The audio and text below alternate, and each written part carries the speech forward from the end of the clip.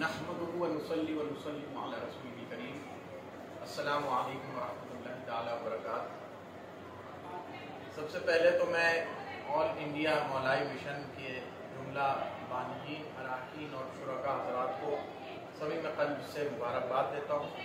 میں صاحبزادہ سید کامران چشتی اجمیر شریف بارگاہ حضرت خواجہ معین الدین حسن چشتی حسنی حسینی سم الاجمیری رضی اللہ تعالیٰ عنہ و رضا عنہ کی بارگاہ سے آپ سب لوگوں سے اس بات کی اپیل کرتا ہوں، جملہ جتنے بھی ہندوستان میں مولائی ہیں، جناب ابو طالب علیہ السلام کے ایمان کے قائل ہیں، ان کی عظمت کے قائل ہیں، تعزیہ دار ہیں، پنجتنی ہیں، غدیری ہیں، خمی ہیں، وہ سب آل انڈیا مولائی مشن میں اپنا دامے درامے سکھانے ان سب کے ساتھ شریک ہوں اور فلاح دارین حاصل کریں۔